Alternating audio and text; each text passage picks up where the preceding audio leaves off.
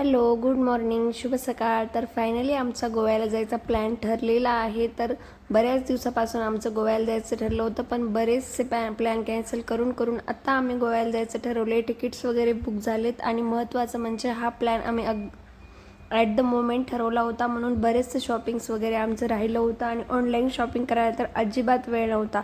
तर म्हटलं चला आता ऑफलाईनला शॉपिंग करूयात, म्हणून आम्ही तिघेही छान असं रेडी झालो आणि निघलो मार्केटमध्ये. तर आता बरंचसं काही घ्यायचं होतं श्लोकला, त्याच्या पप्पाला वगैरे. आपल्याला जर कुठे फिरायला जायचं म्हटलं तर त्या लोकेशननुसार ड्रेस, त्या लोकेशननुसार स्लीपर्स, अशा गोष्टीची शॉपिंग करायची असते आणि ते आपल्याकडे अवेलेबल नसतं. सगळ्यात अगोदर तर आम्ही शूजच्या तिथे गेलो, कारण अहोंना शूज वगैरे घ्यायचे होते आणि श्लोकचं असं होतं की मम्मा माझ्याकडे वॉच नाही आहे, मला वॉच पाहिजे. तसं तर गोव्याला बीचवर जायचं म्हटल्यावर वॉचची काही सुद्धा गरज नव्हती, पण तो बराच दिवस झाला वॉच पाहिजे म्हणत होता, म्हणून ह्यांनी अहोंनी श्लोकसाठी एक वॉच पाहिली आणि त्यांच्यासाठी स्पेक्ट पाहिले. त्यांचे स्पेक्टसुद्धा खराब झाले होते आणि जे स्पेक्ट्स आपण रेग्युलरसाठी यूज करतो ते बीचवर तर नाही घालून जाऊ शकणार, कारण त्यात वेगळं काही पाहिजे. तर फायनली आमच्या श्लोकला ती वॉच भेटलेली आहे जी त्याला पाहिजे होती.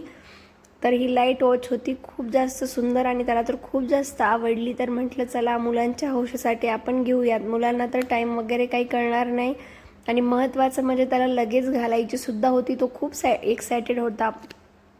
अहोंसाठी क्रॉकर्स घेतले, श्लोकसाठी वॉच घेतली आणि नंतर आम्ही निघालो नेक्स्ट शॉपिंगसाठी. तर नेक्स्ट शॉपिंग अशी होती, शॉपिंग म्हणण्यापेक्षा ते थोडंसं आपण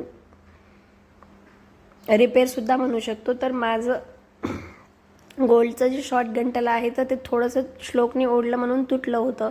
तर आपल्याला कुठे फिरायला जायचं म्हटल्यावर तर काही गोष्टी परफेक्टच पाहिजे. तर चला म्हटलं आता ते सुद्धा आपण इथे व्यवस्थित करून घेऊया, म्हणून सोन्याच्या तिथे व्यवस्थित करायला थांबलो. पण मुलं आपली आत शांत बसत नाहीत, म्हणून मी श्लोकला थोडा वेळ बाहेर घेऊन बसले आणि ते रिपेअर झाल्याच्या नंतर लगेच आम्ही निघालो नेक्स्ट लोकेशनला.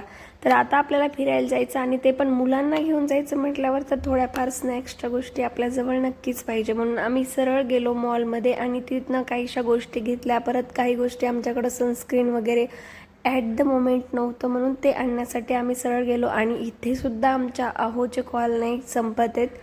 जे आपल्या जेंट्सचं काम असतं त्यांचं कधीच नाही सुटत बाहेर गेल्यावर सुद्धा. आणि इथे सुद्धा आम्ही भरभरून छान अशी शॉपिंग करून सरळ निघलोय नेक्स्ट लोकेशनला. आणि इथे कसं आहे, अक्कलकोटमध्ये खूप फास्ट आणि खूप लवकरात लवकर शॉपिंग करावं लागते, कारण इथे तुम्ही पाहू शकता 8:30 ते 8च्या दरम्यान सगळं मार्केट बंद होतं. इथे बराच वेळ मार्केट चालू नाही राहत.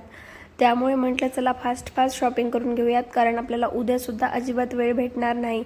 आणि जी गोष्ट आम्हाला पाहिजे होती अक्षरशः ती भेटलीसुद्धा नाही. तर आम्हाला श्लोकसाठी क्रॉकर्स घ्यायचे होते, त्याचे खराब झाले होते आणि खरंच खूप जास्त फिरल्यानंतर सुद्धा आम्हाला त्याचे क्रॉकर्स भेटले नाहीत. तर चला आता त्याचे क्रॉकर्स डायरेक्ट घेऊयात गोव्यामध्ये, तिथे तर नक्कीच भेटेल. आणि तिथून सरळ आम्ही निघलो घराकडे. आत्तासुद्धा पाहतात अहोचा कॉल तर सुरूच आहे.